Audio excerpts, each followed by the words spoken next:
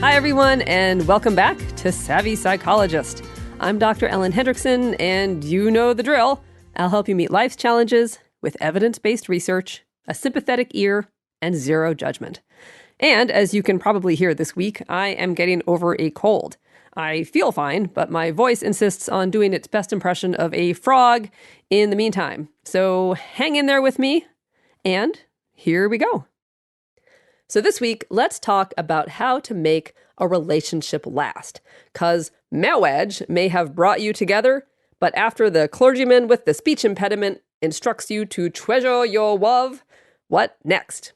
Well, whether you're married, cohabitating, or simply in it for the long haul, any committed relationship needs a few tools to make it through the years. So this week, here are 7 science-backed secrets to make your long-term relationship feel more like a Bruno Mars Marry You flash mob and less like the theme song from Married with Children. So let's start out with secret number 1, which is be your own person. Okay, so before sharing your life with another adult, it's important to have spent some time adulting yourself. You don't have to have your life cross-indexed and color-coded, but it is important to have separated in a healthy way from your family of origin. So if your alarm clock is a phone call from mom, or you don't yet know how to do your own laundry, invest the time to get your life on solid footing before merging it with another human's. Secret number 2 is be a team. Now, some problems seem unsolvable. A fundamental difference in parenting styles, incurable slobitude, or opposite values around money. But the least constructive approach to sticky problems is to blame each other and fight it out. So instead, try an approach called unified detachment.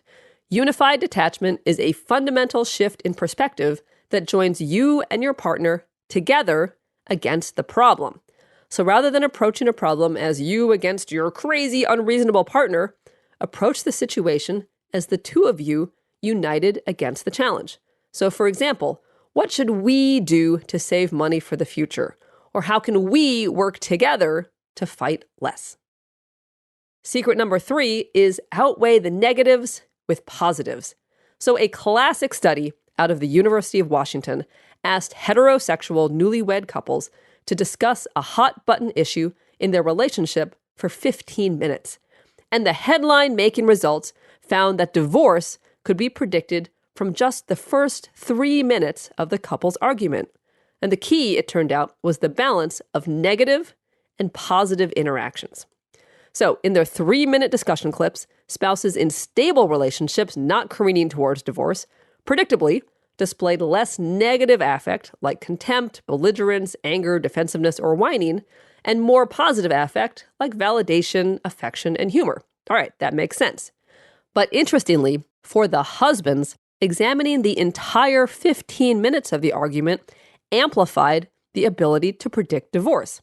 So over the course of the 15 minutes, husbands in stable marriages got a little more negative, but they simultaneously stayed positive, always making jokes, listening, and being affectionate. By contrast, husbands in marriages that would eventually end in divorce got increasingly negative and less positive over the 15 minutes. By the end, calling their spouse by a cute nickname or validating her viewpoint went out the window. Now later, the same research lab developed the magic ratio for a healthy relationship.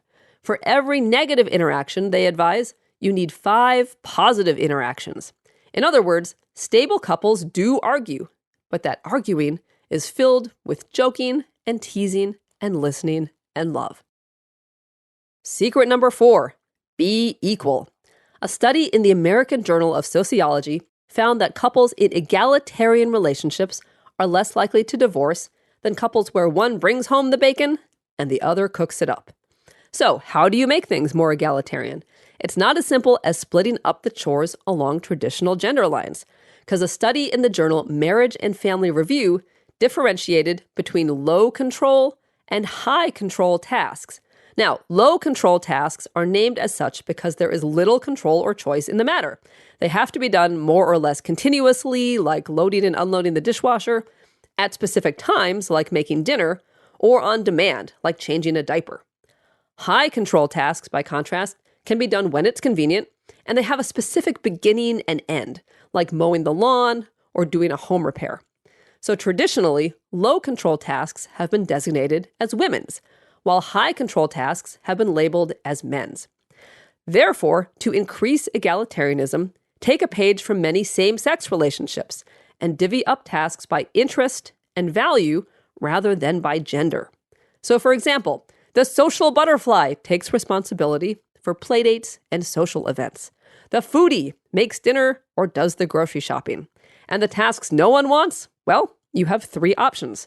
Outsource, work around, because no one has to water plants if you don't have any, or divide them up. And even if the dividing ends up falling along gender lines, as long as you decided on those assignments together, you'll go a long way towards shrinking resentment. Now, as a PS, in families with kids, there's an avalanche of kid-related invisible labor, scheduling playdates, researching pediatricians, ordering soccer uniforms, and then returning them when they don't fit. And in heterosexual relationships, this keeping track of 1,001 things usually falls to the woman. So how does this get started? Well, it's been argued that it partially starts with maternity leave. It takes time and practice to gain expertise in a task. So when moms are given a leave of absence, but dads are not, moms gain singular expertise during those hundreds of hours with baby. And then that gap never gets closed. The solution? Paternal leave.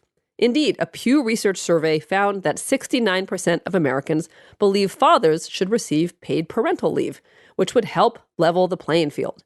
So if your job offers parental leave, not just maternity leave, take full advantage.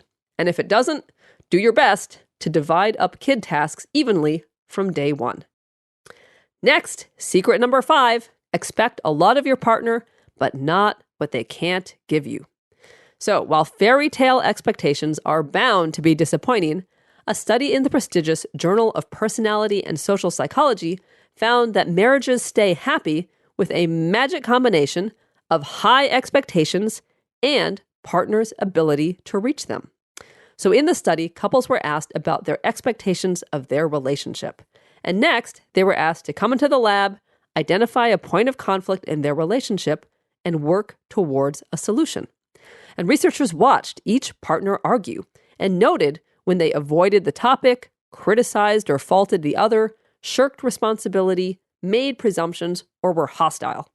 So by contrast, researchers also noted when partners stayed on topic and furthered the resolution. Now, when individuals had high expectations of the relationship and their partners could deliver, that match of expectations and ability made for a happier relationship. But not everyone can rise to meet expectations. When individuals had high expectations, but their partners had lousy communication skills or fought dirty, those same high expectations set the couple up for disappointment. So the take-home is expect a lot of your partner, but only what they're capable of. Secret number 6 is lie to yourself a little. So remember when you first fell in love and you thought your partner was the greatest, the cutest, the smartest. Keep them on that pedestal, at least a little. A study in the Personality and Social Psychology Bulletin found that harboring illusions about your relationship went along with greater satisfaction, love, and trust, as well as less conflict. Furthermore, the stronger your initial illusions, the greater likelihood of your relationship lasting over the years.